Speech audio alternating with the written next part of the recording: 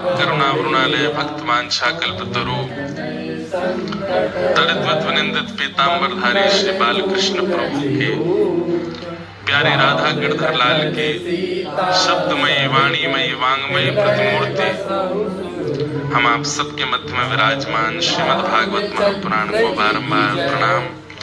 दो प्रकार के विवाह उत्सवों का वर्णन आता है, एक तो व्रज विवाह महोत्सव और एक निकुंज विवाह महोत्सव।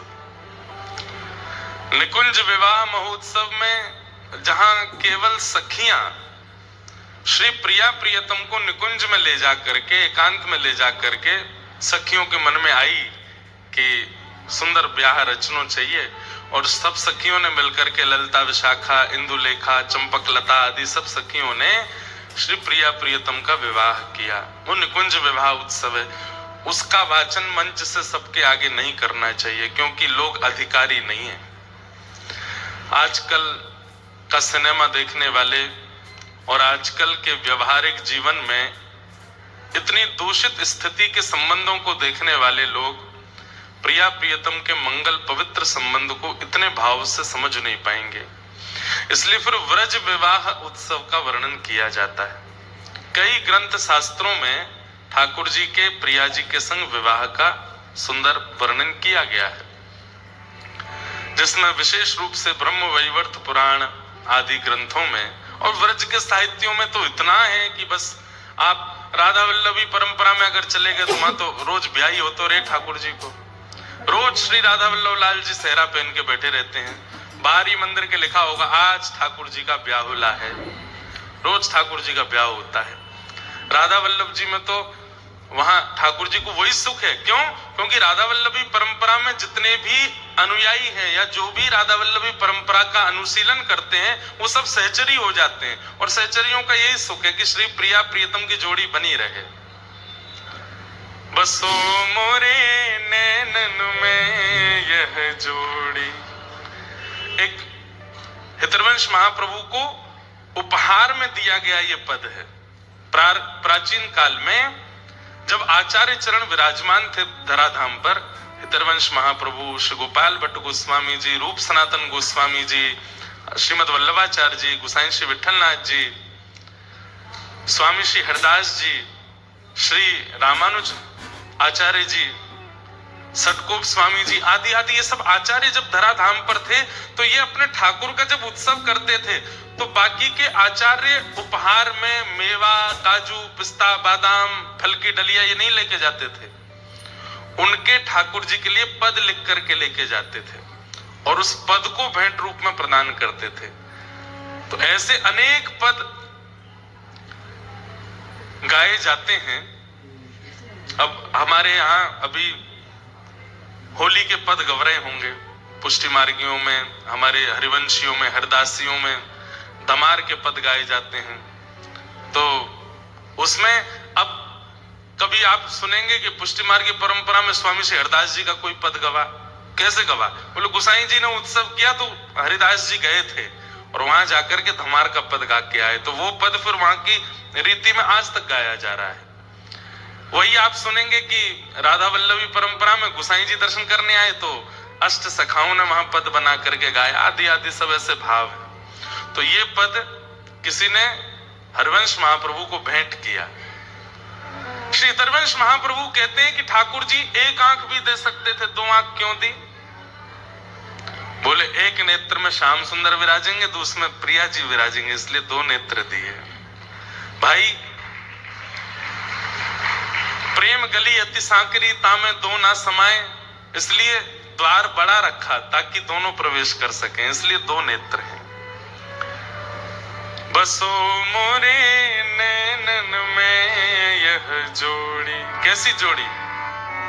नव दुल्हे व्रजराज सावरो, नव दुल्हे राज सावरो। जो नहीं गावे को वाको अपने बगल वाले की सौगंध है। आप लोग यहाँ सुनने नहीं आए हैं, वैसे तो आए सुनने ही हैं, पर जब पद गाने की आज्ञा व्यास मंच से हो तो गाना भी है।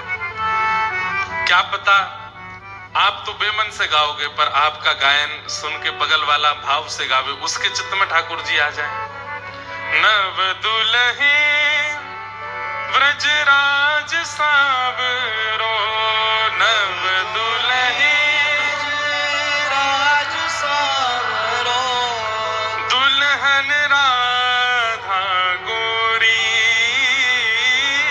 दुल्हन राधा गोरी, बसो मोरे नैनन में यह जोड़ी, बसो मोरे नैनन में यह जोड़ी। हित हरिवंश करी न्योछावर, हित हरिवंश करी न्योछावर, चिरजीवो यह जोड़ी, चिरजीवो यह जोड़ी, बसो मोरे नैनन में यह जोड़ी, बसो मोरे। श्री हित हरिवंश करी न्योछावर, चिरजीवो यह जोड़ी। यह जोड़ी अविचल वृंदावन। आज उनके विवाह उत्सव की आप सबको बधाई हो, बधाई हो, बधाई हो। बहुत मुश्किल है, मैं चाहूं तो विवाह उत्सव की कथा सुना दूं, पर वहां से वापस भागवत जी में आना मेरे लिए मुश्किल हो जाएगा। और फिर यहाँ ठाकुर जी को बताओ, दुल्हा को ब्याह पहले कर दियो, जन्म बाद में कियो, कितना विचित्र लगेगा। आज ठाकुर जी का जन्म उत्सव गुब्बारे पहले लगा दिए यहाँ पे। मैं कहा ना कि मैं सोच समझ विचार के कथा नहीं करता, माहौल परिस्थिति तरंगे जो बुलवाती हैं बोल देते हैं। अब यहाँ तरंगे तो नंद घरानंद वाली हो रही हैं, तो दुल्हा कैसे बनाए ठाकुर जी को। और आज फुलेरा दोज है, तो अभी अभी हमारे राधा गिरधर लाल को ब्याह भयो है, तो आज घर में भी श्री राधा गिरधर लाल जी बड़े आनंद से विराज रहे हैं। अभी अभी युगल हुए हैं वे भी, तो वो भी तरंगे चल रही हैं। लेकिन इसलिए मैंने गीत गोविंद के बाद एक ब्याहुला का पद गा दिया, ताकि वो जो मन में उचंग उठ रही है वो विश्राम ले ले। नहीं तो ब्याहुला नैमिषारण्य में हो जाए तो यहाँ के सब वृक्ष नृत्य करने लगेंगे, सब ऋषि प्रकट हो जाएंगे। कहाँ विरक्ति वैराग्य की भूमि है, ये रस की भूमि बन जाएगी। और वैसे तो रस यहीं से प्रकट हुआ है, यही सारी कथाएं सुनाई गई हैं। ये कथा की भूमि है। देखो, कोई तप की भूमि है, कोई स्नान की भूमि है, कोई पुण्य की भूमि है, कोई प्रसाद की भूमि है, कोई दर्शन की भूमि है, परंतु नैमिषारण्य कथा की भूमि है। यहाँ कथा ही होती है, ये कथा की ही भूमि है, यहाँ कथा की ही प्रधानता है। कथा का आसन ही यही है, कथा का पंडाल ही यही है, मंडप ही यही है नैमिषारण्य। तो ब्याहुला है, बीच में कोई तरंग आएगी तो कुछ ना कुछ भाव सुनाते रहेंगे। बाकी आइए हम लोग अपने क्रम में प्रवेश करें, खूब विश्राम की ओर, ठाकुर जी के उत्सव की ओर हमें चलना है। नंदोत्सव आज करना है, द्वितीय स्कंद से कथा शुरू करनी है, बहुत कथा क्रम है, सबको थोड़ा थोड़ा स्पर्श करते हुए चलेंगे। चरणों में बैठे हैं परीक्षित जी महाराज और निवेदन कर रहे हैं, अतः पृच्छामि संसिद्धिं योगिनां परमं गुरुं पुरुषस्येह यत् कार्यं म्रियमाणस्य सर्वथा। मेरा प्रश्न है भगवान आपके चरणों में, क्या जिसके जीवन के शेष दिन कुछ ही बचे हैं, उसको अपनी मुक्ति के लिए क्या करना चाहिए? जिसके जीवन के बहुत कम दिन बचे हैं, उसको अपनी मुक्ति के लिए क्या करना चाहिए? बंधुओं, बहुत ध्यान से सुनिएगा सब लोग। हम सबके शेष ही दिन बचे हैं। कोई यहां माई का लाल ऐसा नहीं बैठा है जो ये कह दे कि मैं इतने दिन और जीवित रहने वाला हूं। कभी भी प्राण जा सकते हैं, कभी भी तन छोड़ सकती है ये आत्मा।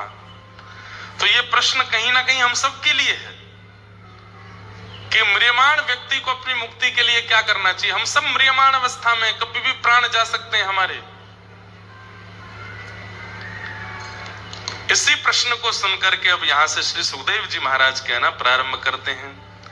वरीयाने शते प्रश्न क्रतो लोक हितम नृपः आत्मविद सम्मतः पुंसाम श्रोतव्यादिषु यप्पर।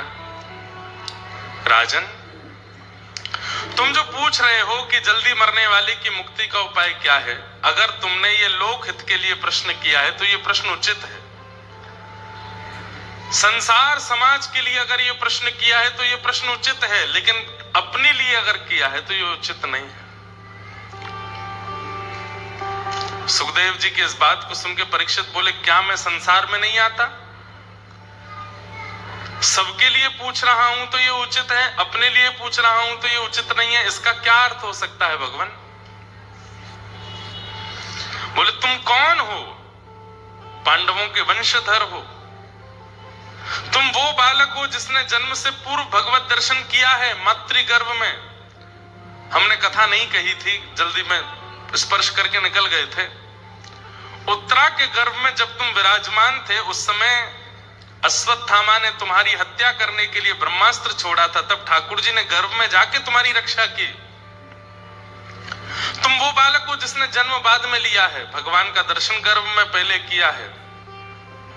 तुम पांडवों के वंशधर हो। इतनी सब योग्यताएं होने के बाद भी तुम ये पूछ रहे हो कि जल्दी मरने वाली की मुक्ति का उपाय क्या है? अरे तुम्हें मुक्ति वैसे ही मिल जानी है। भगवत साक्षात्कार जिसने भी अपने जीवन में किया है, कभी ना कभी उसे मुक्ति मिलनी ही मिलनी है। तुमने किया है, तुम्हारी मातृगर्भ में ठाकुर जी आए हैं, तो तुम्हें तो मुक्ति मिली हुई ही है।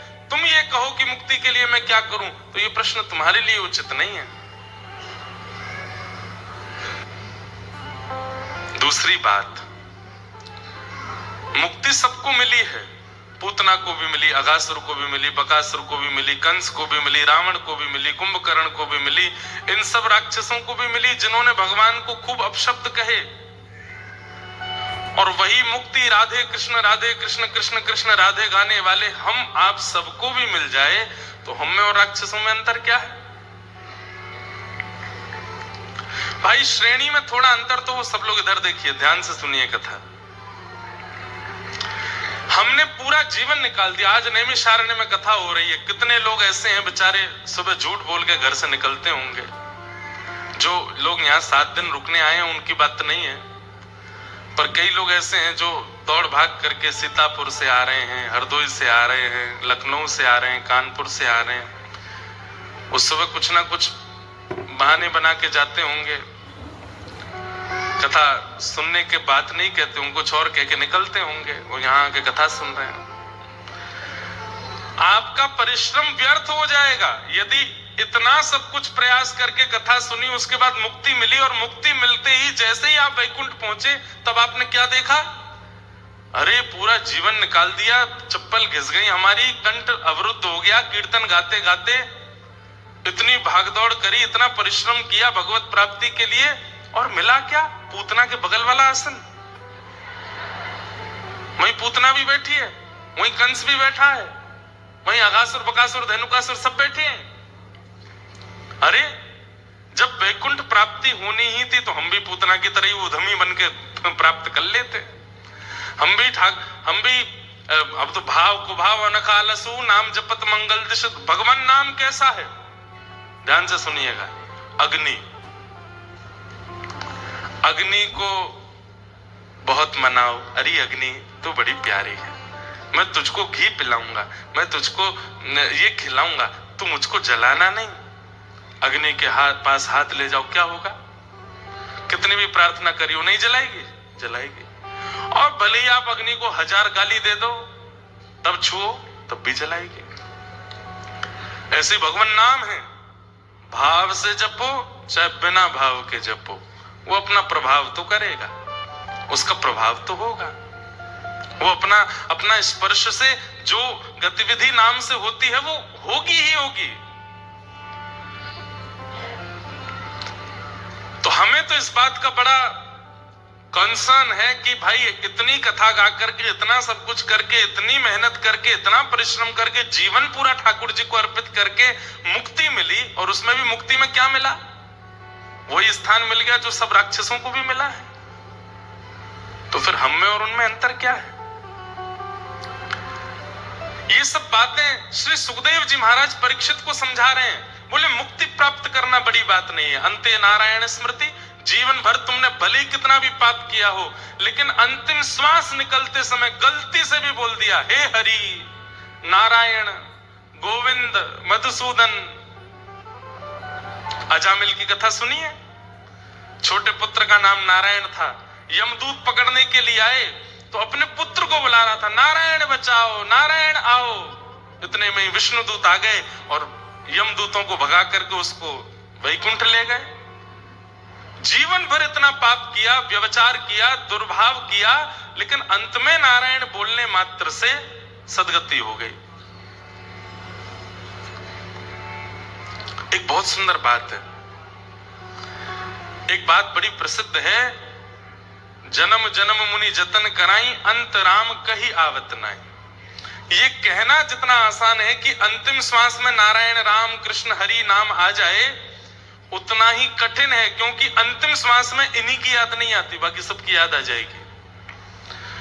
जिस व्यक्ति से आप 25-30 साल से मिले नहीं, उसका नाम भी याद आ जाएगा अंतिम श्वास में, लेकिन ठाकुर जी का नाम याद नहीं आता। हमारे हिंदू वैदिक सनातन धर्म में इसलिए सबके नाम भगवान नाम रखने की आज्ञा क्यों दी गई? भले ही अंतिम श्वास में दूर के रिश्तेदार के बालक का नाम भी याद आया, उसका नाम यदि माधव हुआ तो कम से कम उसका नाम स्मरण करके मुक्ति तो मिलेगी। लेकिन आजकल नए गुरुजी आए हैं समाज में, गूगल गुरुजी, वही नामकरण कर रहे हैं बच्चों का। ऐसे ऐसे नाम आ रहे हैं बच्चों के। अच्छा, आजकल के युवा सोचते हैं कि थोड़ा मॉडर्नाइजेशन होना चाहिए, नाम में थोड़ी विचित्रता होनी चाहिए, थोड़ा बोलने में स्वीट लगना चाहिए। अरे भाई, ये सोच के नाम मत रखो, कहीं उसमें इतनी आसक्ति हो गई कि अंतिम श्वास में उसका नाम लिया गया और कहीं वो नाम भगवान का नहीं हुआ, तो फिर सदगति से वंचित हो जाओगे। और आप अपना विचार मत करो, अरे आपके बालक से आपके पिता का प्रेम हो गया, दादाजी का प्रेम हो गया, कहीं उन्होंने उसका नाम अंत में ले लिया तो उनकी सदगति हो जाएगी। गोपाल सहस्र नाम है, विष्णु सहस्र नाम है, इनसे नाम रखो बालकों के। राधा सहस्र नाम है, उनसे नाम रखो। और गूगल पे ऐसे ऐसे नाम बताए जाते हैं, उसका क्या अर्थ है? अब मैं नाम बोलूंगा नहीं मन से, पता नहीं आप में से किसी के बच्चे का हुआ तो फिर दुखी हो जाओगे कि हमारे बच्चे का भी यही नाम है, पर नहीं। नाम भगवान नाम पर रखिए। क्या पता किसी व्यक्ति की आसक्ति आपके बालक में हो गई और उसने अंतिम श्वास में ले लिया नाम, तो कम से कम अपने जीवन के पापों से मुक्त तो हो जाएगा वो। इसलिए भगवान नाम रखिए बालकों का। वैसे अभी गूगल गुरुजी ने नाम धरे हैं, पूर्व समय में भी कई बड़े बुजुर्गों के नाम भी बड़े अलग होते थे। अब मिश्री देवी, जिनका नाम मिश्री है, उसका नाम कोई बोले अंतिम श्वास में तो कैसे मुक्ति मिले? मिश्री देवी बोल के कोई मरा होगा तो अगले जन्म में मक्खी ही बना होगा, ताकि मिश्री पे ही बिन बनावे। अंते अंते यामति सागति, अंत में जो सोच के मरते हैं वही मिलता है। और किसी का नाम है पिंकी, और वो मृत्यु के समय बहुत आसक्ति के कारण भूल गया हो पिंकी, अगले जन्म में क्या बनेगा वो? उसको मुक्ति तो नहीं मिलने वाली। निकनेम भी जो रखते हैं बच्चों के, वो इतने ऊटपटांग मत रखा कीजिए। अब बताओ, पप्पू, कोई बोल करके अगर प्राण त्याग दे तो उसका क्या होगा?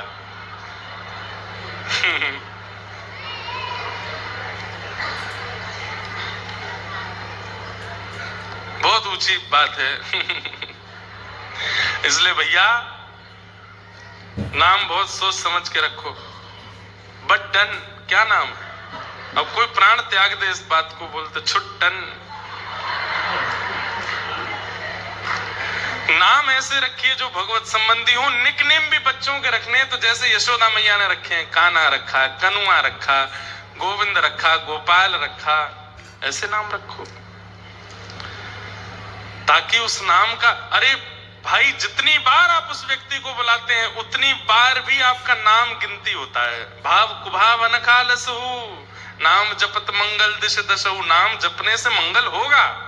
अब आप किसी व्यक्ति को बार बार बुलाते हैं, उसका नाम बार बार बोलते हैं, तो उतना नाम भी तो काउंट होता है, उस नाम का भी तो प्रभाव होगा आपके ऊपर।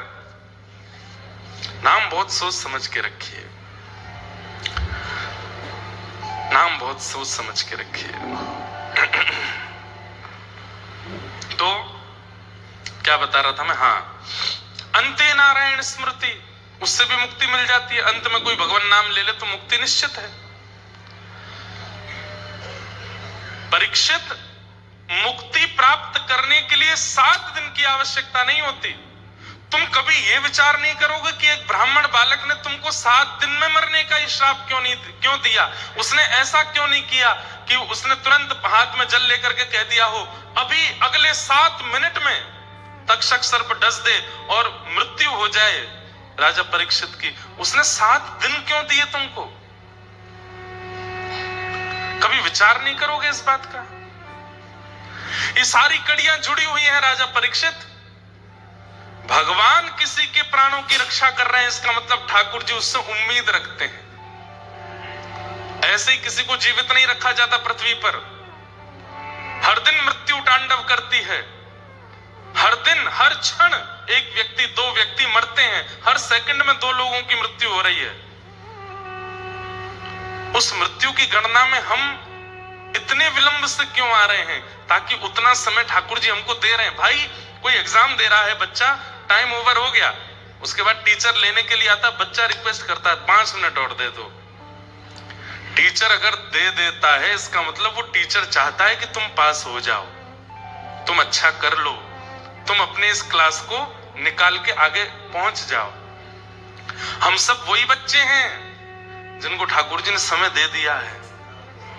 हम सब वही बालक हैं कि ठाकुर जी, हमने कह दिया ठाकुर जी बस 50 साल और ठाकुर जी कह रहे हैं दे रहा हूं, अब तू निकल के दिखा इससे। लेकिन उस 50 साल में भी वही विषय भोग विलास, उल्टे सीधे सारे छल कर्म। अरे हम पूर्व के किए हुए कर्मों का हिसाब बराबर करने आए हैं इस जन्म में। पूर्व का तो हिसाब बराबर किया नहीं, इस साल का नया हिसाब बना लेते हैं। तब क्रोध में भर करके ठाकुर जी फिर हमको 84 लाख में नचाते हैं। तेने मांगा था मुझसे, अब वही टीचर, उससे बच्चे ने कहा 15 मिनट और दे दीजिए मैम, मैं अभी सारे क्वेश्चन कर दूंगा, जल्दी जल्दी कर, जल्दी कर। अब 15 मिनट में भी करने के बाद जब रिजल्ट आया तो फेल हो गया, तो वो टीचर कितनी नाराज होती है, तेरे को मैंने एक्स्ट्रा टाइम दिया था फिर भी फेल हो गया, क्या पढ़ा फिर तूने? ठीक वैसे ही बंधुओं, हम आप सब वही बालक हैं जिनको एक्स्ट्रा टाइम मिल गया है। इस जीवन का कोई भरोसा नहीं, कभी भी प्राण जा सकते हैं, लेकिन हर दिन सुबह उठ करके जगह आप देखते हो कि आप जीवित हो, तो ये विचार कीजिए कि आज मुझसे कुछ उम्मीद है ठाकुर जी को, मैं आज भजन करूं, नाम करूं, कथा सुनूं, अपने जीवन को सफल बनाऊं।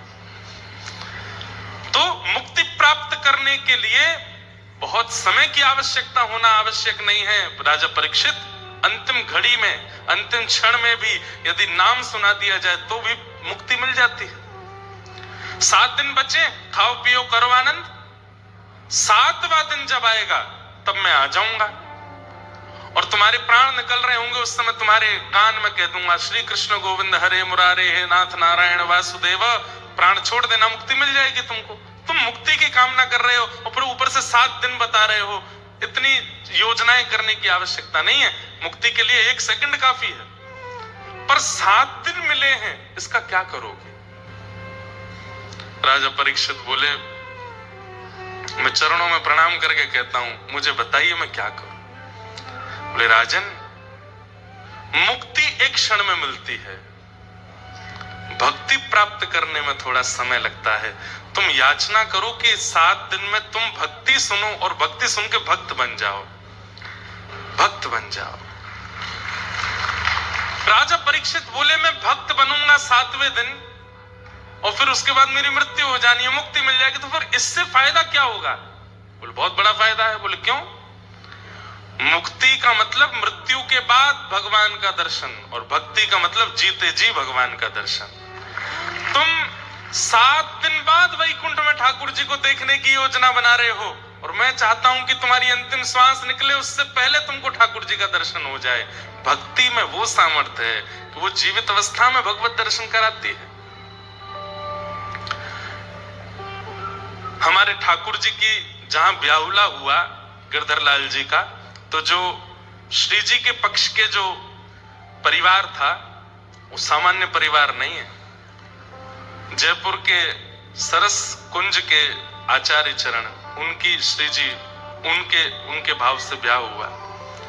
श्री अलवेली माधुरी शरण जी महाराज, उनके परंपरा के कई पद मैं गाता हूं सरस माधुरी जी के। कल मैंने एक गजल भी गाई थी, सदगुरु शरण में सभी फल मिलेंगे, गुरु मिल गए तो युगल भी। हर साल हमने एक भक्तमाल की कथा उनके यहाँ करने का नियम लिया है, भक्तमाल में वही करता हूं। उनकी ही परंपरा में एक याकूब हसन, मोहम्मद याकूब करके एक भक्त हुए, उन्हीं की परंपरा में पूर्व में। उनका नाम श्री सरस माधुरी जी ने रखा था सनम। क्या नाम रखा था? वैसे तो उनका नाम कुछ और, दीक्षा के बाद नाम बदल देते हैं ना, शिष्य का एक नाम भगवत संबंधी नाम रखते हैं। जैसे हमारी परंपरा में जब दीक्षा होती है तो गोवर्धन रामानुज दास या फिर यमुना रामानुज दासी, इन भावों से नामकरण होता है। तो मोहम्मद याकूब, राजस्थान में एक स्थान है अलवर, वहां के एक प्रोफेसर के बेटे थे मोहम्मद याकूब, और इनके जो पिताजी थे वो अजमेर में एक हॉस्पिटल में उनकी नौकरी लग गई थी। बहुत ध्यान से सुनिएगा, भक्ति की सामर्थ्य देखिए। हम तो हिंदू हैं, हम तो वैष्णव हैं, हम तो कथा सुनते हैं, और मैं कोई अभिमानवश नहीं कह रहा हूं। हमने दीक्षा देना गत वर्ष प्रारंभ किया। उन दीक्षा लेने वाले सब वैष्णव बालकों में 4 बालक मुस्लिम भी हैं जिन्होंने दीक्षा ली है। जब दीक्षा लेने के लिए आते तो मैं पहले पूर्व का नाम पूछता हूं कि आपका नाम क्या है, तो नाम बताते हैं, और नाम के बाद फिर उस नाम से जो प्रेरणा मिलती है वो नाम, गुरु प्रदत्त नाम उनकी शरणागति में रखते हैं। दिल्ली की बात थी, एक बालक आया, उसको दीक्षा दी। तो हमारे दीक्षा में 5 संस्कार होते हैं। 5 संस्कार में पहले तप्त मुद्रा दी जाती है, शंख चक्र, उसके बाद तिलक दिया जाता है, उसके बाद मंत्र दिया जाता है, और फिर नाम दिया जाता है। तो मुद्रा देने के बाद हमने पूछा तुम्हारा नाम क्या है? नेत्र सजल हो गए। मैंने क्या हुआ? बोले आप छोड़ तो नहीं देंगे। मैंने कहा क्यों छोड़ूंगा, नाम बताओ। आप मुझे मना तो नहीं कर देंगे? मैंने कहा मैं नहीं करूंगा, नाम तो बताओ। तो फिर उसने अपना नाम, कुछ अली करके नाम था, नाम बताया। बोले महाराज जी मैं रोज गीत गोविंद करता हूँ, रोज कथा सुनता हूँ, मैं बिहार का निवासी हूँ, मेरा पूरा खानदान कट्टर मुस्लिम है, पर एक बार एक रील देख ली थी मैंने, और मैं उस समय बड़ी विषम स्थिति में था, प्राण त्यागने की स्थिति में था, और वो रील देख करके मैंने फिर ढूंढा कि कौन है। फिर मैंने उसके बाद कथा सुनी। मैं पिछले 2 साल से पूरी कथा सुनता हूँ। मुझसे आप गीत गोविंद सुन लीजिए, मुझसे आप नारायण कवच सुन लीजिए, गीत गोपी गीत सुन लीजिए, मुझे सब याद है। घर वालों से छुप छुप के सब करता हूँ। मेरी माँ मेरी सहायक है। मैंने उन्हें बताया कि मैं दीक्षा लेने वाला हूँ, हिंदुओं के गुरुजी से दीक्षा ले रहा हूँ। तो महाराज जी एक मेरे ऊपर कृपा है भगवान की। क्या? मेरा पूरा खानदान गरीब है, बस मैं कमाने वाला हूं, इसलिए कोई उंगली नहीं उठा रहा है मुझ पर, तो इसलिए मैं दीक्षा लेने आया हूं। उसका हमने नाम रखा गिरधर प्रिय रामानुज दास। और मांस मदिरा बहुत दूर की बात है, प्याज लहसुन भी नहीं खाते हो। और जिस दिन से दीक्षा ली हमसे मिले भी नहीं है।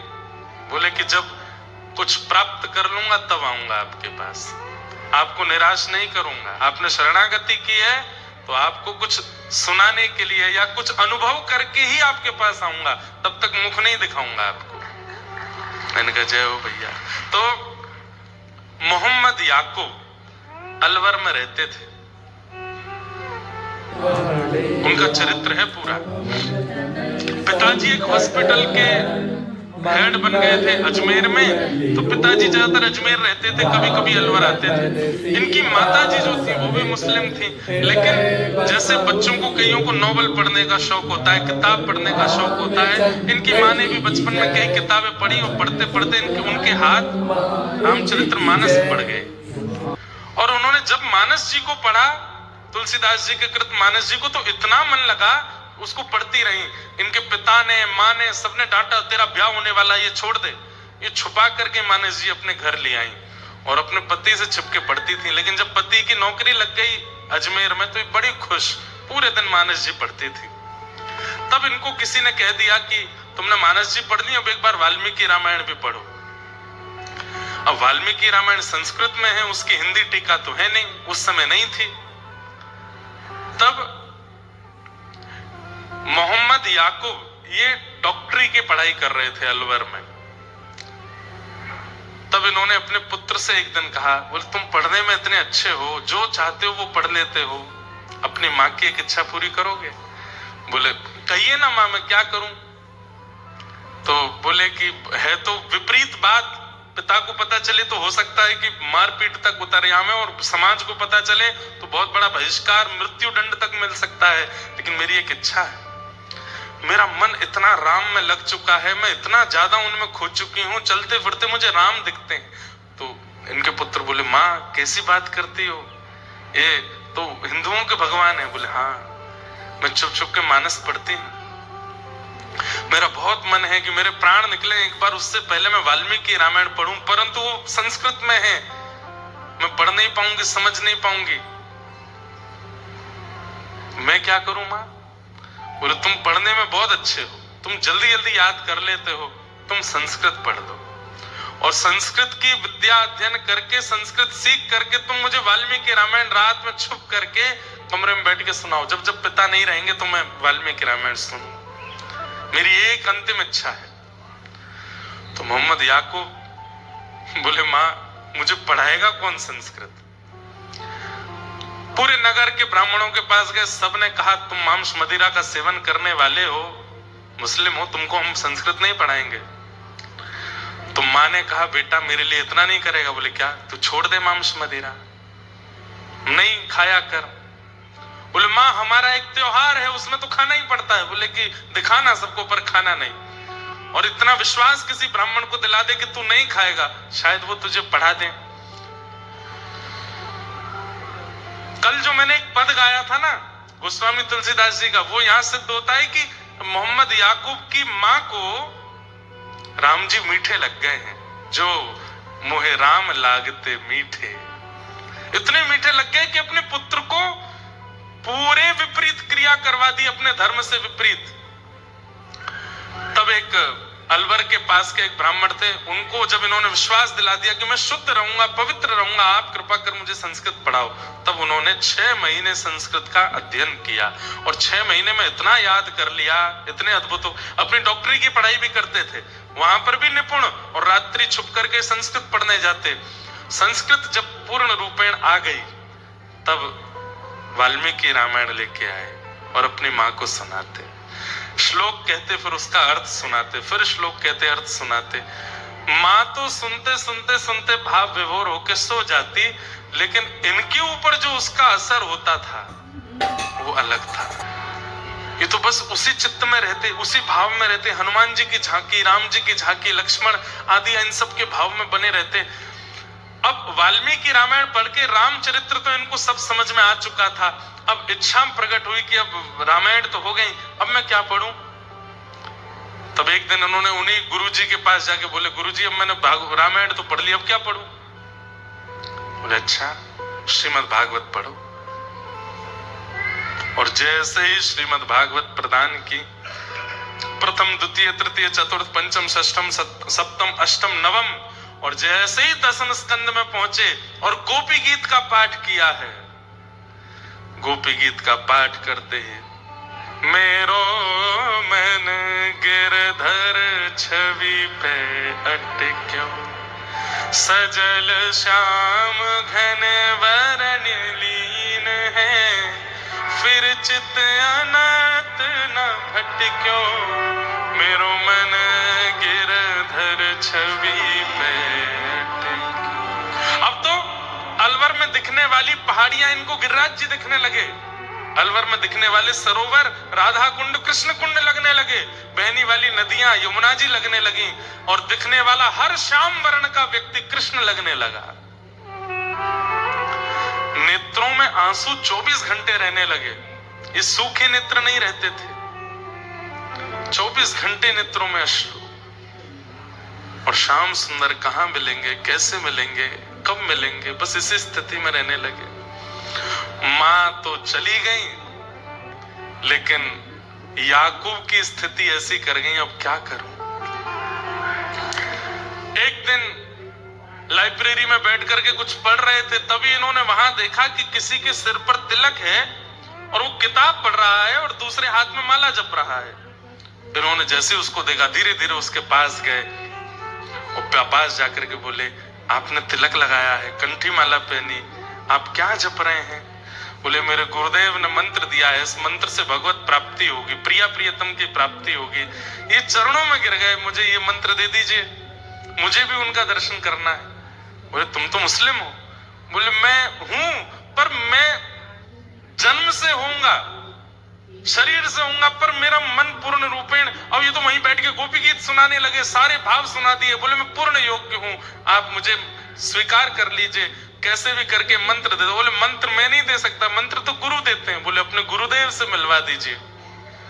तब इन्होंने कहा, परसों गुरुदेव घर आ रहे हैं, उनका सत्संग है, 600-700 वैष्णव आएंगे, तुम भी आना, चुपचाप आके बैठ के सुनना। श्री सरस माधुरी शरण जी महाराज घर आए और मोहम्मद याकूब बैठ करके सुन रहे थे।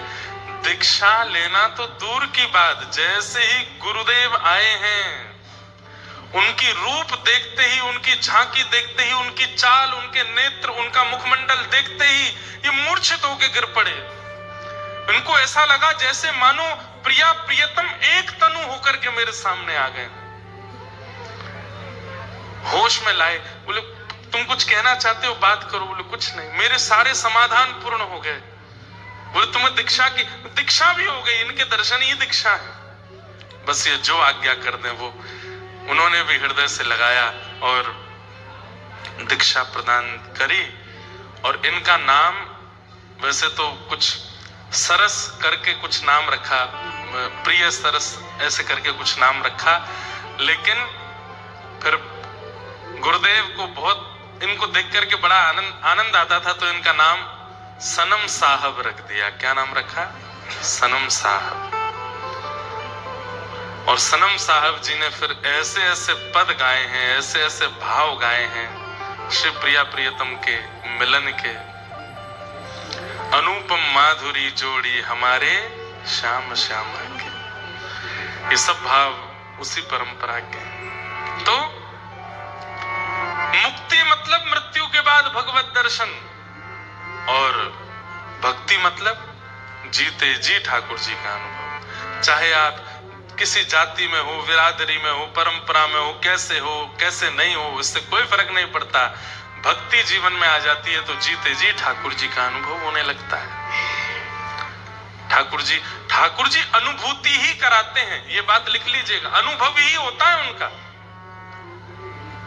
जैसे उस दिन नंदू भैया को यहाँ पर कोई डाल मचलती हुई दिखी, अब आप भूत प्रेत नहीं मानना, जिनको देख के भय लगे समझो वो भूत प्रेत है, और जिनको देख करके और देखने की इच्छा हो, जिस अनुभूति को देख करके, जिस भाव को देख करके और समीप जाने की इच्छा हो, समझ जाना वो अबनॉर्मल स्थिति जो दिख रही है वो ठाकुर जी ही हैं, वो आपको ही अनुभव करा रहे हैं। भक्ति, तुम भक्ति चुनो, मुक्ति नहीं। श्री परीक्षित जी महाराज ने तुरंत सुखदेव जी के चरणों में प्रणाम किया और प्रणाम करते हुए कहा, भगवान अब मुझे मुक्ति की याचना नहीं है, क्या करें? समीचीनम बचो ब्रह्मन् सर्वज्ञस्य त्वानघ तमो विशीर्यते मह्यं हरे कथयतः कथा। अब मुझे कुछ नहीं चाहिए नाथ, बस आपके चरणों में प्रणाम करते हुए अब हरि की कथा सुनाओ। मेरी चिंता का विषय अब ये नहीं है कि मृत्यु के बाद मुझे मुक्ति मिले, अब चिंता का ये विषय है कि मेरे प्राण निकले उससे पहले हरि मेरे सामने आ जाए, मैं उनका दर्शन कर लूं, मैं उनका अनुभव कर लूं, बस यही मुझे चाहिए और कुछ मुझे नहीं चाहिए। श्री सुखदेव जी महाराज ने यही बात जान करके, यही बात समझ करके अब यहां से कथा सुनाना प्रारंभ किया है, कथा सुनाना प्रारंभ किया। सबसे पहले तो चतुश्लोकी भागवत का वर्णन करते हुए सृष्टि प्रसंग सुनाया। तत्पश्चात उद्धव विदुर मिलन और वहां विदुर जी का मैत्री मुनि के आश्रम पे जाना और मैत्री मुनि के द्वारा श्री उद्धव जी महाराज को, विदुर जी महाराज को कथा श्रवण कराना, सृष्टि का प्रसंग सुनाना, सब सुनाया। तत्पश्चात भगवान के कृपा से पृथ्वी पर प्रथम मानव के रूप में स्वयंभू मनु शत्रुपा आए, जिन्होंने यहाँ नैमिषारण्य में तप भी किया। स्वयंभू मनु शत्रुपा के 3 पुत्री हुई, आकुति, देवहूति, प्रसूति। 2 पुत्र हुए, प्रियव्रत और उत्तानपाद। अब यहाँ देवहूति माता का प्रसंग सुनाया गया, जहां देवहूति जी का विवाह कर्दम ऋषि के साथ में हुआ और संतान के रूप में भगवान कपिल प्रकट हुए। बोलो कपिल भगवान की। 9 पुत्री हुई, 10वें पुत्र के रूप में कपिल भगवान आए। देवहूति माता के साथ में इनका सुंदर संवाद हुआ, जिसे दर्शन शास्त्र, सांख्य शास्त्र भी कहते हैं कपिल देवहूति संवाद। देवहूति माता ने कई प्रश्न किए और उन प्रश्नों का उत्तर यहाँ श्री कपिल भगवान दे रहे हैं। निर्वीणा नितराम भूमन् असद इंद्रिय दर्शनात् येन संभाव्यमानेन प्रपन्नांधम तम प्रभु। देवहूति माता ने प्रथम प्रश्न किया है, बहुत ध्यान से सुनिएगा। हमारे शरीर में 10 इंद्रियां हैं। कितनी इंद्रियां हैं? 5 ज्ञान इंद्रिय, 5 कर्म इंद्रिय। ज्ञान इंद्रियां उनको कहते हैं जिनसे आपको कुछ अनुभव होता है। कर्म इंद्रियां उनको कहते हैं जिनसे आप कुछ करते हो। सुंदरता का अनुभव आंखों से होता है, प्रथम ज्ञानेंद्रिय। स्वर का अनुभव कानों से होता है, द्वितीय ज्ञानेंद्रिय। स्वाद का अनुभव जीभ से होता है, तृतीय ज्ञानेंद्रिय। सुगंधी का अनुभव नासिका से होता है, चतुर्थ ज्ञानेंद्रिय। सर्दी और गर्मी का अनुभव त्वचा से होता है, 5वीं ज्ञानेंद्रिय। तो आंख, नाक, जीभ, कान और त्वचा, ये ज्ञानेंद्रिय हैं। हाथ, पैर, मुख और 2 उपस्थ गुप्त इंद्रिय, ये 5 कर्मेंद्रियां हैं। ये 10 इंद्रियां हैं। और देवहूति माता यहाँ क्या प्रश्न कर रही हैं कि हम समस्त इंद्रियों से भोग भोगते हैं, पर भोग भोगते भोगते जीवन निकल जाता है, इच्छाएं पूरी नहीं होती कभी भी।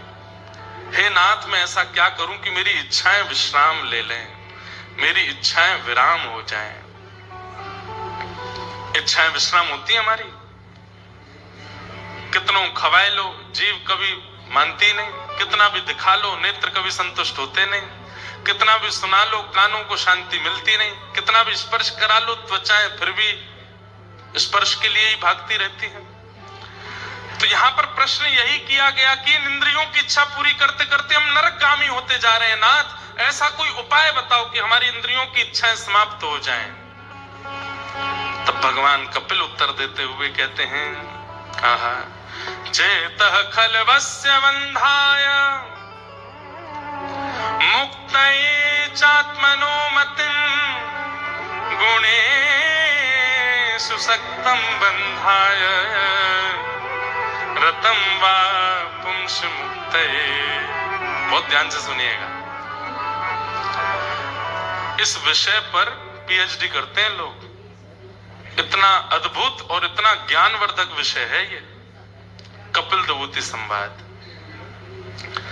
कपिल भगवान क्या उत्तर दे रहे हैं? बोले मैया आंखों को दोष मत दो, कान को दोष मत दो, नाक को दोष मत दो, जीभ को दोष मत दो, हाथ पैरों को दोष मत दीजिए। तो बोले इन सबको कंट्रोल करने वाला चित्त है, मन है। जीव की इच्छा नहीं होती मुझे पिज्जा खिलाओ, मन की इच्छा होती है।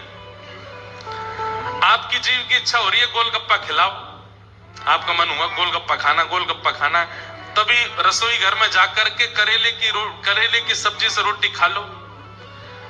तो जीव क्या छोड़ के चली जाएगी? आपको कुछ नहीं कहेगी, अपने आप इच्छा दब जाएगी, पेट भर जाएगा, जीव को एक कसेला स्वाद मिल जाएगा, फिर इच्छा खत्म हो जाएगी। इच्छाएं इंद्रियों की नहीं होती, इच्छा मन की होती है। वही बात यहां भगवान समझा रहे हैं। बोले मां इन इंद्रियों को दोष मत दीजिए, इंद्रियां बुरी नहीं है, इंद्रियों से इच्छा प्रकट कराने वाला, इनका स्वामी बनकर के अंदर बैठा है राक्षस, उसका नाम है चित्त। चेतः खलवस्य बंधाय, बंधन का कारण इंद्रियां नहीं है, बंधन का कारण मन है।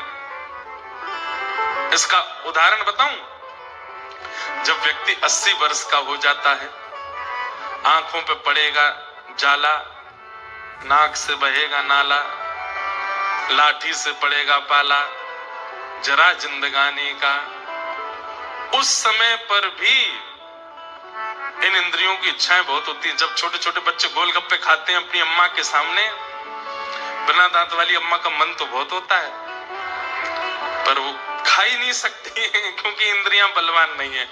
इच्छाएं नहीं मरती हैं, हमारी इंद्रियां खत्म हो जाती हैं, पर इच्छाएं तब भी जीवित रहती हैं। अब बड़े बूढ़े लोगों से आप कहो, अब जो बड़े बूढ़े बैठे हैं बुरा नहीं मानना, चलोगे मनाली घूमने, बहुत जाड़ा पड़ता है, कैसे जाएंगे? इसका मतलब ये नहीं है कि उनकी इच्छा नहीं, इच्छा तो है पर शरीर साथ ही नहीं दे रहा है, अब कैसे जाएं? इच्छाएं तो, इच्छा नहीं मरती, इसलिए कहते हैं तृष्णा ना जीर्णा वयमेव जीर्णा। हमारी तृष्णा यानी कि इच्छा कभी नहीं मरती है, हम मर जाते हैं। हमारी इच्छाएं जीवनासन स्थिति में पहुंच गया व्यक्ति, अंतिम श्वास ले रहा है, हाथ पैर चल नहीं रहे, लकवा मार गया, उससे पूछा गया कान पास रख के अंतिम इच्छा बता दो, तंबाकू खिला दो बीड़ी पिला दो अरे भाई मरने वाले हो तुम,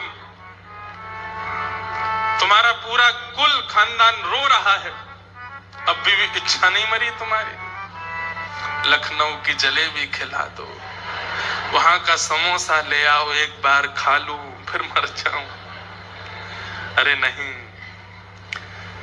अंतिम इच्छा कैसी हो? राधिका किशोरी संग रमण तुम्हारा, मुझको दिखा दो कभी ऐसा नजारा। राधिका किशोरी संग रमण तिहारा। अभी आप लोगों ने ब्याहुला देखा था गिरधर लाल जी का? किस किस ने देखा? ब्याहुला में पहले दिन आप लोगों ने रात्रि के उत्सव में ढाणिन लीला देखी थी। वहां ढाणिन बनके जो आई थी, उनका नाम तो मुझे याद नहीं, पर उन्हीं का ये पद है, उन्होंने ही सारे पद लिखे हैं, रमन नाम है उनका, श्री रमन जी। सारे पद वही ढाणी बन के आए थे, और श्री किशोरी जी हमारे ठाकुर जी के सामने ढाणिन लीला उन्होंने की थी, लहंगा पहन करके। पर अब इतने पद गाए हैं उन्होंने, चांद सा सलोना मुख लटे घूंघरारी हैं, भोए हैं कटीली आंखें तिरछी कटारे हैं, होया को चंदन सो महके बदन, होया को नाम है राधा रमन। वही ढाणिन बन के आए थे लाल जी की लीला में, और ढाणिन लीला की थी उन्होंने, हमारे संग नाचे भी थे। कैसे? उन्हीं का ये पद है। यदि इंद्रियां नहीं होती तो मेरा दर्शन कैसे करते? नेत्र नहीं होते मेरा दर्शन कैसे होता? कान नहीं होते मेरी कथा कैसे सुनते? जीव नहीं होती मेरा प्रसाद कैसे पाते? हाथ नहीं होते करताल कैसे बजाते? चरण नहीं होते परिक्रमा कैसे करते? अरे ये इंद्रियां हैं तो मेरी प्राप्ति हो सकती है, इंद्रियां नहीं होती तो मेरी प्राप्ति भी नहीं हो पाती। इन इंद्रियों को आप असत कैसे कह सकती हो मां? ये इंद्रियां असत नहीं है, असत मन है। और इस असत मन को सुधारने का एक ही तरीका है, क्या? प्रसंगम अजरम पाशम आत्मनः कवयो विदुः स एव साधु सुकृतो मोक्षद्वारमपाव्रतम। इस मन को संसार की जगह सत्संग में लगा दो। मैया जितना संग संसारी लोगों का करोगे उतना मन आपकी इच्छाएं प्रकट करता जाएगा। जितना ये मन सत्संगियों के बीच में रहेगा उतने इस मन की इच्छाएं दबती चली जाएंगी, फिर ये मन मेरी कामना करेगा। समझ में आई बात? आ तो गई पर करेगा कोई नहीं। संग दोष, आप जैसों का संग करोगे मन वैसा होता चला जाएगा।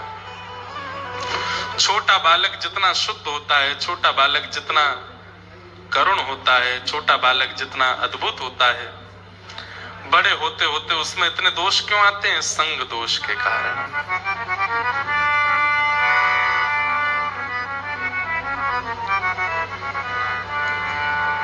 माता जी को मार्ग दे दो जाने का, पहले तो कूद फाद के आगे आएंगी, फिर बीच में जाती हैं। जाना ही नहीं चाहिए बीच में कथा में जब हाँ।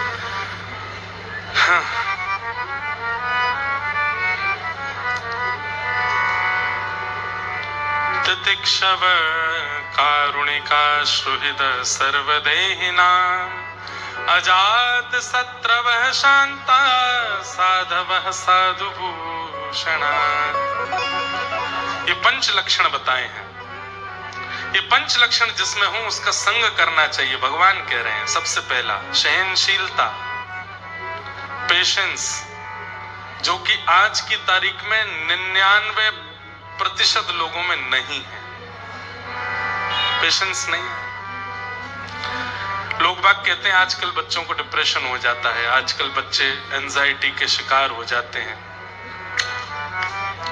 डिप्रेशन एंजाइटी पहले भी थी, लेकिन पहले लोग इतने ज्यादा बलवान होते थे कि वो जीवन में आई परिस्थिति से लड़ना जानते थे। आजकल के बच्चे जानते ही नहीं। जैसा चाहते हैं वैसा जब नहीं मिलता है तो परेशान हो जाते हैं। जो अरे इन बातों पे बच्चे परेशान हो जाते हैं कि ये पहनना चाहते थे और माता पिता ने नहीं दिलवाया, इसलिए डिप्रेशन में है। ये डिप्रेशन का कारण है।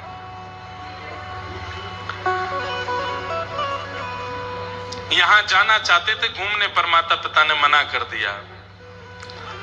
अब तो खैर माता पिता की आज्ञा वाला समय चला गया, अब तो अपनी इच्छा से कर लेते हैं, और वह भी नहीं कर पाए तो दुखी हो जाते हैं, परेशान हो जाते हैं, विचलित हो जाते हैं। पेशेंस, पेशेंस का मतलब सहना ही नहीं होता। पेशेंस इन सब चीजों में लागू होता है। जो हमें चाहिए अगर सहजता से प्राप्त हो तो अच्छा, नहीं प्राप्त हो तो उसके लिए ज्यादा हाय तौबा नहीं मचाना, इसको भी पेशेंस कहते हैं। तितिक्षव पहला लक्षण। तितिक्षु बनिए, सहना सीखिए, थोड़ा सहा कीजिए। और भैया एक बात बोलूं, अगर सहना नहीं आता है तो अभी तो शुरुआत है, संसार में बहुत कुछ सहना पड़ेगा। बहुत कुछ ये संसार देता है। हम व्यासपीठ पे बैठे हैं, हमको केवल माला दक्षिणा मिलती है ना, खूब गालियां भी देते हैं लोग, उल्टी सीधी बातें भी बना देते हैं लोग, जो मन में आता है बोलते हैं, लेकिन सहना सिखा दिया व्यासपीठ ने। इसलिए हमको बहुत माला पहनाने वाले और फोटो खिंचाने वाले मिलते हैं तो अभिमान चित्त में नहीं आता। क्यों? क्योंकि गाली देने वाले लोग भी हैं, उल्टा सीधा बोलने वाले लोग भी हैं, और कई बार माला पहनाने वाले ही गालियां देते हैं। इसलिए ना काहू से दोस्ती, ना काहू से बैर, ना किसी को ज्यादा प्रेम दो, ना किसी से ज्यादा बैर करो। अपना जीवन है, कितना समय है कुछ पता नहीं है, भजन करके निपट लो यहां से। ये संसारवाद में पढ़ना ही नहीं है, निंदा स्तुतियों के बीच में जाना ही नहीं है। अपने ठाकुर जी की सेवा करो, कथा सुनाओ, सुनो, प्रेम से निकलो यहां से। ज्यादा यहाँ के चक्कर में पड़ना नहीं है, बहुत खतरनाक है संसार। पेशेंस। और कथा सुनने वाला, कथा कहने वाला अगर व्यक्ति पेशेंस लेस है तो उसने कभी कथा नहीं सुनी, उसने केवल आडंबर और नाटक किया कथा में आकर के। उसने केवल कथा का आडंबर किया है। सहना सीख जाए, समझो कथा। तितिक्षव। कथा सत्संग करने वाले व्यक्ति का दूसरा लक्षण क्या है? कारुणिका, करुणा।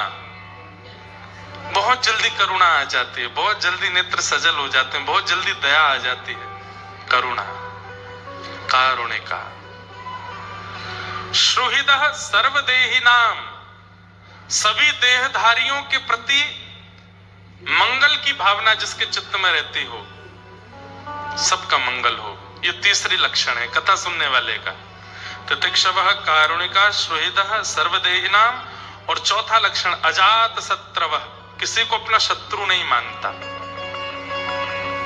और कथा सुनने वाले श्रोता का पांचवा और सबसे विशिष्ट लक्षण शांता, मौन रहता है, कम बोलता है, सधा हुआ बोलता है, जितना चाहिए उतना बोलता है, बस, उससे ज्यादा नहीं।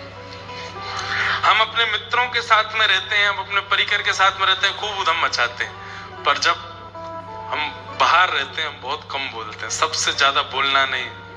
अपने आप को परसों एक मैं बता, जगन्नाथ मंदिर में कुछ संत जन, हमारे संप्रदाय के प्रमुख जन बैठ के आपस में खूब मधुर चर्चा कर रहे थे और शास्त्रार्थ जैसा चल रहा था। उस बीच में कई बातें थी जो मुझे भी आती थी, मैं चाहता तो बोल सकता था, पर नहीं, सुनने में सुख। मुझसे किसी ने कहा आपने क्यों नहीं बोला? मैंने कहा देखो, हम उतना ही बोलेंगे जितना हमको पता है, पर हम शांत रहेंगे तो वो भी मिलेगा जो हमको नहीं भी पता है, इसलिए शांत रहो, मौन रहो। पर लोग इसको नहीं समझ पाते, सब अपनी सुनाना चाहते हैं, सब अपनी बताना चाहते हैं, सब अपनी बोलना चाहते हैं। नहीं, थोड़ा मौन रहा कीजिए, थोड़ा सुनने का गुण लेकर के आइए। और जो व्यक्ति मौन नहीं रहता है, कहीं ना कहीं भगवत प्राप्ति से बहुत दूर है और वो अपना निर्माण भी अच्छा नहीं कर पाएगा। हमें एक संत की आज्ञा है, दो आज्ञाएं थी उनकी, एक तो कथा से पूर्व और कथा के बाद 1 घंटा मौन रहना है, और दूसरी आज्ञा थी कि कथा से पहले कथा के बाद किसी को छूना नहीं है। तो एक आज्ञा तो हमारी बन नहीं पा रही है, स्पर्श हो ही जाता है। और नहीं, कितनी बार आपको हम अपने मन की बात बता रहे हैं, हम कथा करने आते हैं खूब उचित मन से, किसी व्यक्ति ने छू दिया, अब वो व्यक्ति कथा सुनने नहीं आया, वो केवल फोटो खिंचाने आया है। उसकी घरवाली ने कहा है फोटो खिंचा के लाओ महाराज जी के साथ। अब उसका स्पर्श होते ही अब उसके मन में क्या विचार थे, वो विचार हमारे चित्त में आ जाते हैं, और कथा में उस दिन मन ही नहीं लगता, ये लगता है बस अब जल्दी करें, पूरी चलें यहां से। इसलिए स्पर्श दोष से बहुत कुछ अनुभव किया, लेकिन वो बन नहीं पाता। खूब लोग स्पर्श करते हैं, ना करके मना करो, पांव नहीं छूना है, फिर भी छुएंगे। उससे उनको क्या मिलता है पता नहीं, पर हमारे तो कई भाव नष्ट हो जाते हैं। प्रणाम छू करके किया जाए ऐसा कहीं नहीं लिखा। प्रणाम कैसे किया जाता है? आचार्य दिखे जहां खड़े हैं वहीं दंडवत हो गए, उसे प्रणाम कहते हैं। उनके पास आने का भी इंतजार नहीं किया, वहीं से दंडवत किया। माताएं बहनें हैं तो षष्ठ अंग से प्रणाम किया, और भाई लोग हैं तो दंडवत प्रणाम किया, वहीं से प्रणाम करते हैं। पास जाना, छूना, छू करके प्रणाम करना इसका विधान नहीं है। अरे बिना आज्ञा के आप किसी को नहीं छू सकते। आचार्य की इच्छा नहीं है, फिर भी उसकी, अब हमारी तो कई जगह धोती खुलते खुलते बची है, हमें तो बहुत संभल के चलना पड़ता है। खड़ा हूं वैसे ही पहनते, मैं 2-4, मैं तो नीचे देख के चलता हूं कि मेरे पैर कहीं लड़खड़ा में नहीं गिर गए। 3-4 बार मोच आ चुकी है पैर में, पैर छुपाने के चक्कर में। लेकिन क्या करें, नहीं मानते लोग। भाव भी चला जाता है और प्रणाम का कोई फल भी नहीं मिलता। दूर से कोई प्रणाम कर रहा है, वंदन कर रहा है, उसके प्रति दृष्टि पड़ जाती है ना आचार्य की, तो वहीं से आशीष निकलता है, जा भैया मंगलमय हो तेरा। और मार्ग अवरुद्ध करके तो बिल्कुल प्रणाम नहीं करना चाहिए। मतलब कोई जा रहे हैं कहीं और आप सामने से प्रणाम, सामने से तो प्रणाम ही नहीं होता, सीधे प्रणाम नहीं करना चाहिए। देखो, प्रणाम करना सीखिए। सदैव मंदिर में ठाकुर जी के सन्मुख सीधे लेट के प्रणाम नहीं, ठाकुर जी के दाहिने से बाएं की ओर, और आप लोग ठाकुर जी की ओर खड़े तो आपके बाएं से दाहिने की ओर। मतलब अगर अभी खाटू श्याम जी आए तो हमको प्रणाम इधर से इधर करना है। उसके पीछे कारण क्या है? ठाकुर जी जब एक स्थान पर विराजमान हो जाते हैं तो ठाकुर जी के बाम अंग में सब ऋषिजन आचार्यजन खड़े होकर के वंदना करते हैं। अगर आप बाएं ओर से प्रणाम करोगे तो आपकी कमर और पैर उन ऋषियों की ओर हो जाएगी।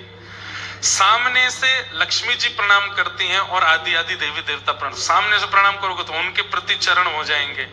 और इधर हमारे पितृजन खड़े होते हैं तो उनकी ओर हम करके प्रणाम करते हैं, तो अपनी ओर से भी प्रणाम हो जाता है, अपनी परंपरा की ओर से भी प्रणाम हो जाता है। इसलिए सदा दाएं से बाएं लेट करके प्रणाम करना चाहिए, आचार्यों को या ठाकुर को, किसी को भी सीधे नहीं।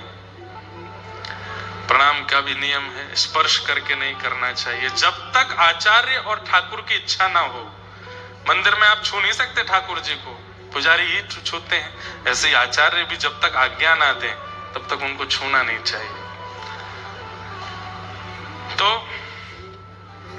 कथा सुनने वाले के लक्षणों में दिखने लगता है कि वो कथा सुनता है, और उसका एक विशिष्ट लक्षण है कि वो कम बोलता है, मौन रहता है, वो सुनने में ज्यादा रुचि रखता है, कम बोलता है।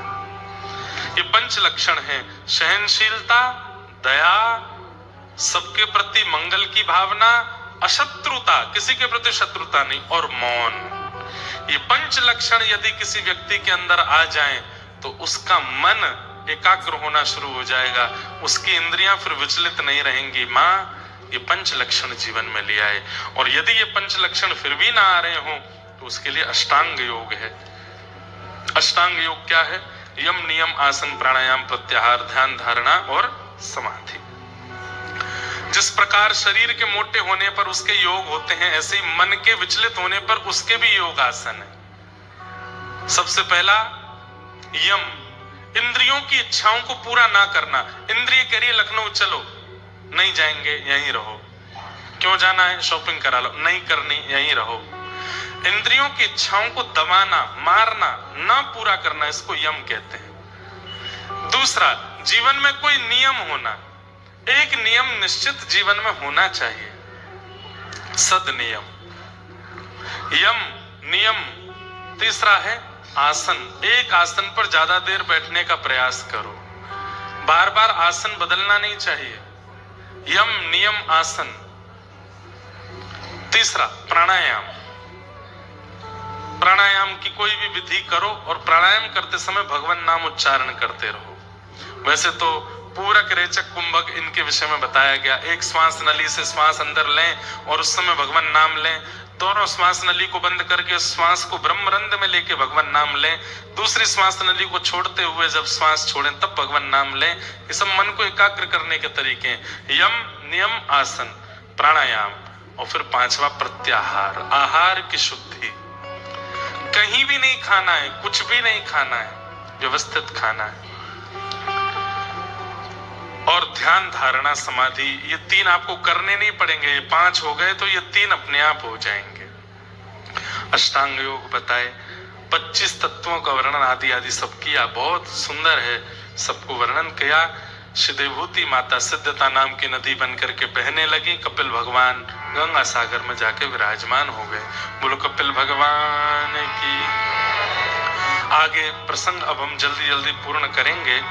श्री उत्तानपाद राजा के 2 ब्याह हुए। बड़ी पत्नी के पुत्र ध्रुव, छोटी पत्नी के पुत्र उत्तम। ध्रुव जी महाराज छोटी माँ की डांट के कारण वन में गए, वन में जाके भजन किया, भगवान प्रसन्न हुए, उनकी स्तुति गाई। 36,000 वर्ष तक ध्रुव जी ने राज्य किया। ध्रुव जी के वंश में पूरी वंशावली उनकी बताई गई। उन्हीं के वंश में बैन नाम के एक राजा हुए। उन्हीं के शरीर के घर्षण से पृथु महाराज प्रकट हुए, जिनकी कृपा से इस धरती को पृथ्वी कहा गया। जिन्होंने 10,000 कान ठाकुर जी से वरदान में मांगे कि 2 कान आपकी कथा सुनने के लिए बहुत कम है नाथ, कृपा करके 10,000 कान मुझे प्रदान करो। भूगोल खगोल का वर्णन पश्चात इसी मध्य में भरत जड़ भरत रघुगण संवाद सुनाएगा। सबको हम प्रणाम मात्र कर रहे हैं क्योंकि ठाकुर जी का उत्सव भी करना है। अब हमारी स्थिति ऐसी हो गई है कि उस समय परीक्षित के पास 7 ही दिन बचे थे, इसलिए सप्ताह कथा में सुखदेव जी ने पूरी कथा पूरी की और 24 घंटा सुनाते थे, तब जाके पूरी हुई। अब आज 3 घंटे 3.5 घंटे कथा होती है, 7 ही दिन है, और फिर बीच बीच में हमको भक्त जनों के चरित्र याद आते हैं, कीर्तन याद आ जाते हैं, कैसे पूर्ण करें। इसलिए आज के युग की आवश्यकता को देखते हुए जो विषय उपयुक्त लगता है उस विषय को कहकर के पूर्ण करते हैं। बाकी साल में एक कथा हम ऐसी करते हैं जो मासिक कथा होती है, 1 महीने की। वो कथा गत वर्ष नासिक में हुई थी। इस वर्ष मासिक कथा का समय नहीं दे पाए तो 15 दिन की कथा है नासिक में।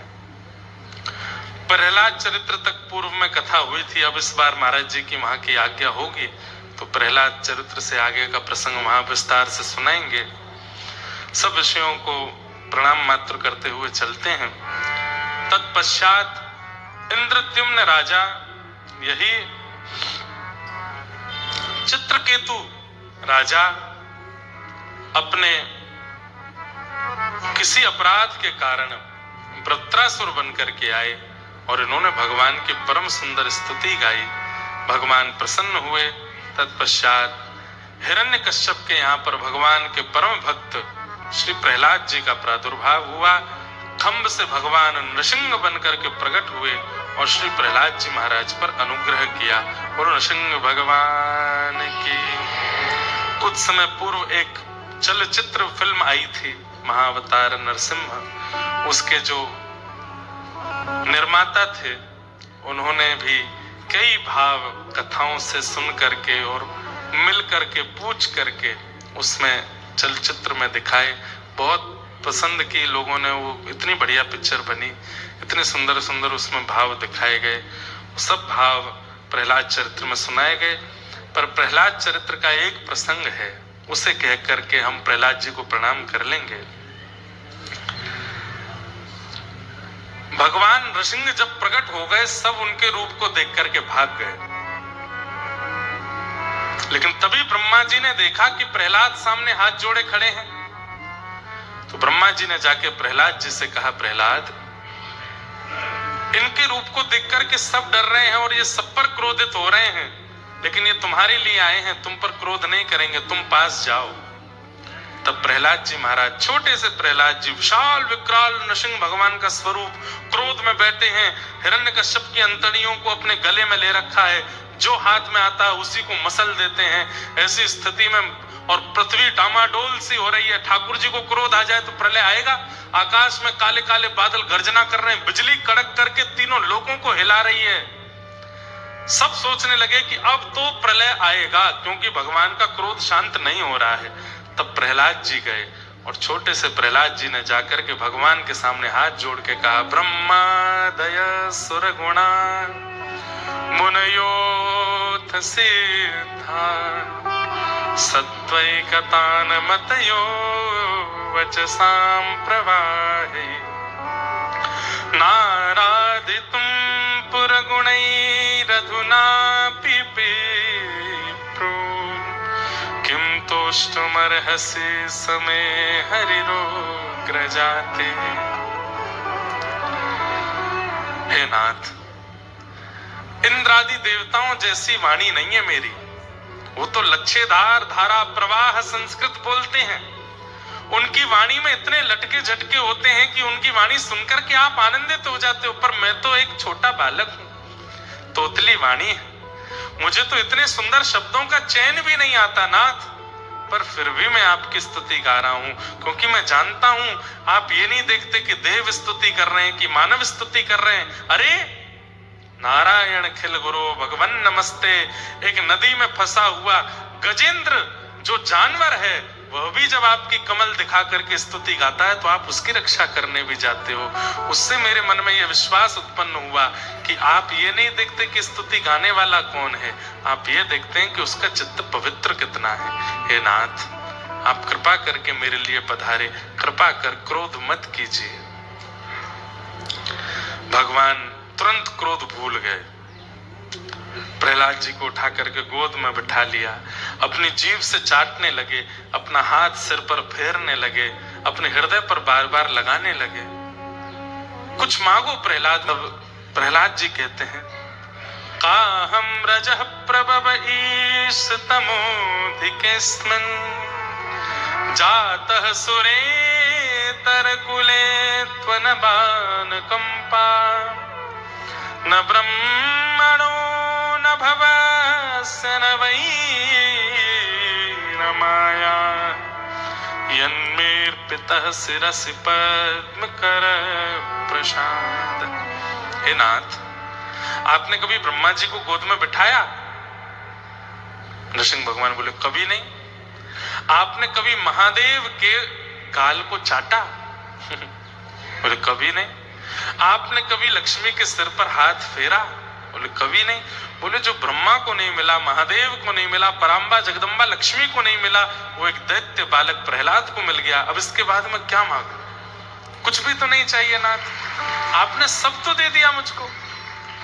मैं ब्रह्मा से भी ज्यादा योग्य हूं, मैं महादेव से भी ज्यादा योग्य श्रेष्ठ हूं, मैं लक्ष्मी से भी ज्यादा श्रेष्ठ आपकी नजरों में हूं, इसलिए आप ये मुझे दे रहे हैं। अब मैं इसके बाद क्या मांगू नाथ?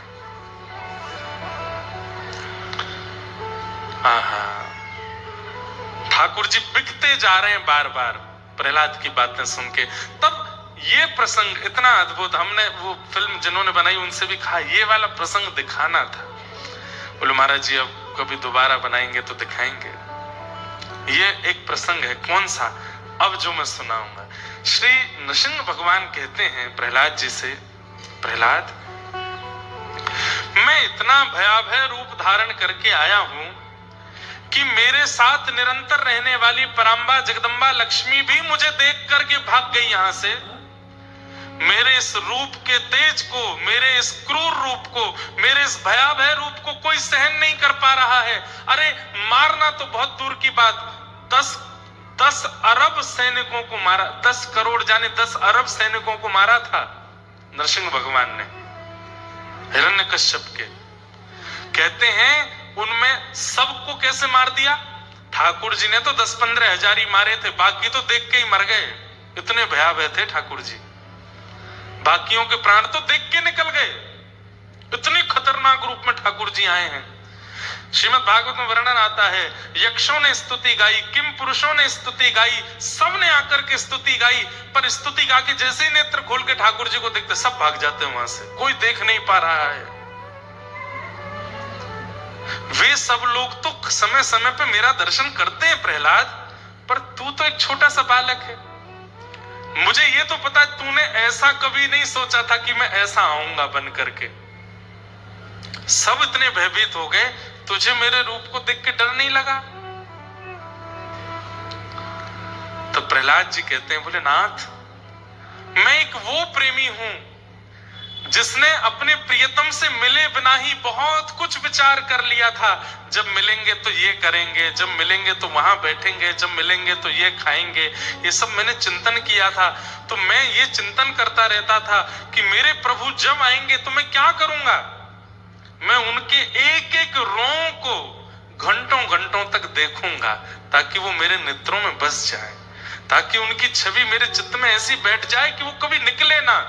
नाथ, आप जब से आए हो ना तब से मैं आपके रों देख रहा हूं और अभी तक मैं चरणों के ही रों देख पाया हूं, मैंने आपका मुख देखा ही नहीं है। मेरी दृष्टि चरणों में ही अटकी पड़ी है। जिनके चरण इतने सुंदर हैं, जिनके चरण इतने आकर्षक हैं, उनका मुख कितना सुंदर होगा। मैं तो ये सोच सोच करके ही बावला हो रहा हूं। नाथ, आपको आए हुए कितने घंटे हो गए, तब से मैं चरण ही देख रहा हूं नाथ, मैंने आपका मुख नहीं देखा, मैं आपके चरणों को ही देखा। हृदय से लगा लिया प्रहलाद। अब यहां पर एक मैं अपने मन की कथा सुनाऊं जो मेरे मन में चिंतन में आई। ठाकुर जी तो चले गए, उसके बाद प्रहलाद जी ने देखा, तो देख करके प्रहलाद जी थोड़े तो घबरा गए, इतने भयावह रूप में आए हैं ठाकुर जी। लेकिन जब भगवान चले गए तो प्रहलाद जी ने मन में सोचा, ध्रुव के लिए आप हरि बन करके आ गए, गजेंद्र के लिए आप गरुण पर बैठ करके आ गए, शायद मेरी आराधना में ही उग्रता रही होगी, या मेरी आराधना में ही ऐसा कुछ रहा होगा जिसके लिए आपको नृसिंह बन के आना पड़ा। नाथ, आप इतने क्रूर बन करके, इतने विशाल विकराल बन करके आए, शायद मैंने आराधना में कोई कमी छोड़ी होगी। तो ये बात ठाकुर जी को पता चल गई कि प्रहलाद ऐसा सोच रहा है। तब ठाकुर जी ने कहा, चिंता नहीं करो, आज मैं खंभ से नृसिंह बन करके आया हूं। कलिकाल में इसी नृसिंह चतुर्दशी पर किसी को वेदना होगी, तब मैं अति सुंदर बन के आऊंगा। और नृसिंह चतुर्दशी का दिन था, श्री वृंदावन में कथा चल रही थी और वहीं बैठ करके सुन रहे थे श्री गोपाल भट्ट गोस्वामी। और उन्होंने जब सुना कि खंभ भेदन करके भगवान नृसिंह प्रकट हो गए, दौड़ करके गए और अपने शालिग्राम भगवान के सामने रोने लगे कि आप खंभ भेदन करके जब नृसिंह बन सकते हो, तो इस शालिग्राम से आप ठाकुर बन के क्यों नहीं प्रकट हो सकते। उन्हीं की विरह वेदना पर शालिग्राम से अति अति विकराल रूप में जो नृसिंह बन करके प्रकट हुए थे सतयुग में, इसी कलिकाल में ठीक नरसिंह चतुर्दशी की रात्रि को, यानी कि अगले दिन बुद्ध पूर्णिमा के दिन, शालिग्राम से श्री राधा रमण लाल के रूप में प्रकट हो गए। बोल राधा रमण लाल की। संकट हरेंगी करेंगी भली, वृषभानु की लली तेरो, संकट हरेंगी करेंगी भली, वृषभानु की लली। अरे वो यही मारे तो बैठे हैं, आओ तो सही सामने, संकटों के संग आ जाओ, बस आ जाओ, ठाकुर जी देख लेंगे किसको कितना संभालना है। वसुदेव जी ने कहा, हथकड़ी बेड़ियां लगी हैं। ठाकुर जी बोले, मुझे बंधन मत गिनाइए, मेरा आश्रय ले लीजिए, बंधन खोलने की जिम्मेवारी मेरी है। जैसे ही महाराज गोद में लिए ठाकुर जी, हथकड़ियां खुल गई, बेड़ियां खुल गई, दरबान सो गए। ठाकुर जी बोले, यही होता है, शरणागति लो, बंधन खोलने तोड़ने की जिम्मेवारी मेरी है, शरण तो आइए। वसुदेव जी लेकर के ठाकुर जी को जा रहे हैं, सब गहरी नींद में सोए। यमुना जी ने मार्ग दे दिया, गोकुल में जाकर के यशोदा मैया के बगल में सुवाए दिए। और यशोदा मैया की लाल, आज महाराज जी ने कह दी बढ़ाओ समय, अपने आप ही बढ़ रहा है, हम तो कर भी नहीं रहे कुछ, अपने आप 1:30 बज गए। अब उत्सव होते होते 2 बजे ही जाएंगे। बेचारो भूखो ब्राह्मण कल रात भूखो प्यासो बैठो कथा सुना रो है। अच्छा, कल रात में भी हमने पाया नहीं। यहाँ जब नंदू भैया हमारे कीर्तन कर रहे थे, उसके बाद गए, भारत का मैच आ रहा था, तो मैच देखते देखते 11 बज गए। हमने कि 11 बजे पाएंगे, फिर कब नींद फिर आती नहीं, क्योंकि फिर भारी भारी रहता है। तो हल्का सा, हम यहाँ बगल में ही हमारा गुरु स्थान है, पता है आपको, रामानुज कोट। ये हमारी परंपरा, जिस परंपरा से हमारी दीक्षा है, ऐसे जीयर स्वामी मठ हमारे दक्षिण भारत के श्री तोताद्री मठ की परंपरा का स्थान है, हमारा गुरु स्थान है। आज जाइएगा दर्शन करने। श्री रामानुज कोट कल गए तो वहां पर हमारे श्री वैष्णव परंपरा में इमली के सुंदर चावल बनते हैं, इमली डाल के, इमली और दाल डाल के, उसको बोलते हैं फुलेरा है, फुलेरा ही बोलते हैं ना, क्या फुलहरा, हाँ फुलहरा। तो कल है, अरे नहीं भैया फुलहरा, कुछ तो हमको ज्ञान है। तो वहां कल वो बने, तो फिर कल रात्रि फिर थोड़े से, बस इतना जितना अंजलि में आ जाए इतना ही पाए। भूखे प्यासे बेचारे ब्राह्मण बैठा रखे हैं आपने, लेकिन कोई बात नहीं, आज ठाकुर जी को उत्सव है, चकाचक माल छानेंगे। आज फुलेरा दोज भी है, लो फुलेरा दोज भी है आज। तो समय तो अपने आप ही बढ़ गया। अब अधिकतर कथाएं 3 बजे से होती है ना, तो दिन भर के सारे नियम क्रम हो जाते हैं, भोजन प्रसाद सुबह ही पा लेते हैं, फिर कथा करते हैं। लेकिन अब यहाँ कथा करने के बाद हमारा मन हो रहा है कि सुबह ही किया करें कथा, सुबह की बढ़िया रहती है। सुबह बढ़िया प्रेम से कथा कर लो, उसके बाद कुछ पा लो, थोड़ी देर आराम कर लो। आराम हमको पता नहीं शरण में ही मिल रहा है, और कहीं तो मिलता ही नहीं है, और कहीं तो बस छेछाल इधर चलती रहती है। बहुत बुरा हाल हो जाता है। सिक्योरिटी हम रखते नहीं है, कोई ऐसा वो नहीं। आते प्रेमी, बहुत प्रेमियों की संख्या 90% होती, पर 10% उनमें सेल्फी वाले आते हैं, वो ज्यादा परेशान कर देते हैं। तो वो सब यहाँ पे थोड़ा बचे हैं उनसे। तो वसुदेव जी ठाकुर जी को सुवाया है, लाली लाए करके दे दी कंस को। अष्टभुजी देवी भद्रकाली बन गई, और उसने तो कह दिया तेरे शत्रु ने जन्म ले लिया ब्रजमंडल में, ढूंढता रहे अब कहीं भी। कंस यहाँ ढूंढ रहा है, पर हम लोग चलें गोकुल। गोकुल में भैया सब ब्रजवासी की एक ही कामना है कि नंद बाबा के एक लाला है जाए। 80 वर्ष के है गए नंद बाबा, एक लाला है जाए बस, कैसे करके। सब ब्रजवासी यमुना जी को प्रणाम करते हैं, सब गैया को प्रणाम करें और ब्रज से प्रार्थना करें हमारे नंद बाबा को एक लाला दे दो। अब सबन को लगवे लगी कि अब की बार जो ये नंदरानी यशोदा मैया गर्भवती भैया, अब के लाला ही होएगो। नंदा सुनंदा दोनों ये ननद हैं नंदरानी यशोदा की। जैसे ही पहुंची नंद भवन में, तो देखी आज सवेरे भोर है गई, सूर्य निकल आयो, अभी तक सोए रही है नंदरानी यशोदा मैया। यशोदा मैया तो ब्रह्म मुहूर्त में जग जायो करें, आज इतनी देर तक सोए रही हैं। तभी देखो यशोदा मैया के बगल में नेक सो एक लाला पोड़ो है, एक बालक पोड़ो। लाला है कि लाली जे ना पतो। दोनों ने जाके देखी, मुखमंडल देखा, आहा नील सरोवर, ऐसा लग रहा है जैसे नील सरोवर। और जब ठाकुर जी थोड़ी सी आंख खोले तो ऐसा लगता है नील सरोवर में 2 कमल। इतने सुंदर ठाकुर जी। देख करके नंदा सुनंदा तो बलियां लेने लगी, लालाए की लाली ने देख तो। इतने में सुनंदा ने 21 बार हरिशरणम को जाप किया, हरिशरणम हरिशरणम हरिशरणम, एक लाला ही होए।